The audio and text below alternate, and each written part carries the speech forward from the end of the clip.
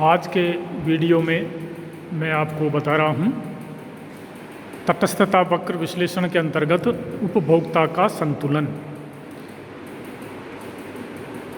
यानी तटस्थता वक्र विश्लेषण के द्वारा उपभोक्ता अपना संतुलन किस प्रकार स्थापित करे कि उसे कम से कम लागत पर अधिक से अधिक संतुष्टि प्राप्त हो सके।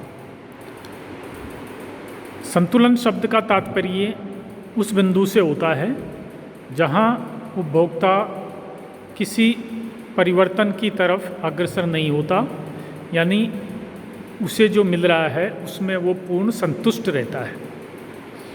तो जिस प्रकार उपयोगिता विश्लेषण के अंतर्गत उपभोक्ता का संतुलन हमने देखा था, ठीक उसी प्रकार तटस्थता वक्र विश्लेषण के अंतर्गत उपभोक्ता अपना संतुलन किस प्रकार प्राप्त करे, ये हम इस वीडियो में आपको बता रहा हूँ। तो तटस्थता वक्र विश्लेषण के अंतर्गत उपभोक्ता के संतुलन की ये 3 शर्तें पूरी होनी चाहिए। नंबर 1, संतुलन बिंदु पर कीमत रेखा एवं तटस्थता वक्र का स्पर्श होना चाहिए। यानी जहाँ कीमत रेखा और तटस्थता वक्र दोनों एक दूसरे को स्पर्श करेंगे, जैसा इस रेखा चित्र में आप देख रहे हैं, ये कीमत रेखा है AB, तटस्थता वक्र IC2S बिंदु पर स्पर्श कर रहा है, यानी एक दूसरे को स्पर्श करते हैं। तो इस तरीके का स्पर्श संतुलन बिंदु पर होना चाहिए, यानी इस रेखा चित्र के अनुसार S बिंदु पर उपभोक्ता का संतुलन स्थापित होगा। इसी प्रकार दूसरी शर्त है, संतुलन बिंदु पर तटस्थता वक्र का ढाल मूल बिंदु के प्रति उन्नतोदर होना चाहिए।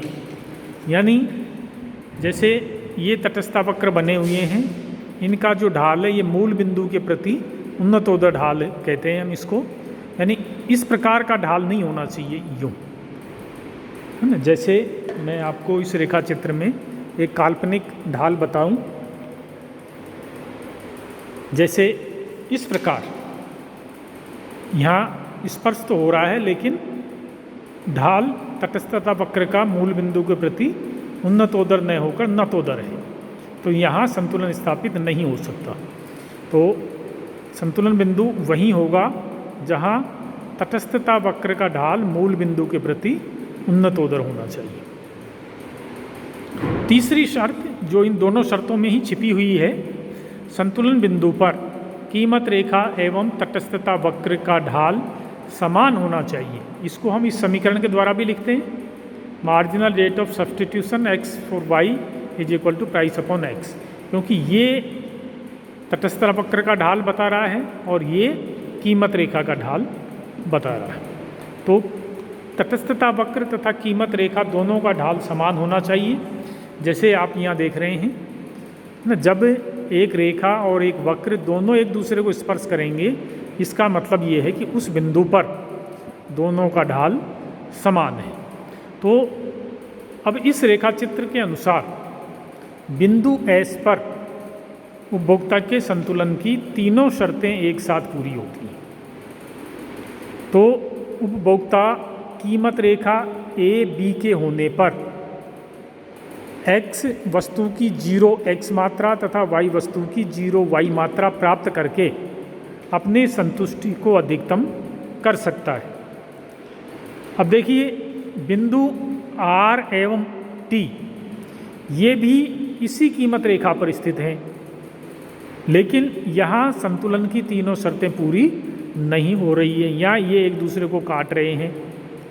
अतः यदि उपभोक्ता इन बिंदुओं पर आता है तो उसकी संतुष्टि में कमी हो जाएगी। खर्च तो उसका इसके बराबर ही रहेगा, क्योंकि तीनों एक ही कीमत रेखा पर हैं। मान लीजिए ये कीमत रेखा 100 रुपये की है, तो R बिंदु पर भी 100 रुपये खर्च होंगे, S बिंदु पर भी 100 खर्च होंगे और T बिंदु पर भी 100 खर्च होंगे। लेकिन S बिंदु T बिंदु की तुलना में अधिक संतुष्टि दे रहा है, क्योंकि ये ऊंचे तटस्थता वक्र पर स्थित है।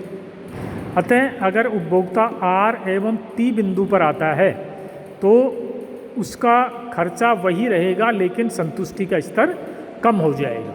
अतः उपभोक्ता को संतुष्टि अधिकतम यहाँ मिलेगी। एक तटस्थता वक्र और इसमें हमने बनाया गया है IC3, जो इन तीनों तटस्थता वक्रों में सबसे ऊपर है।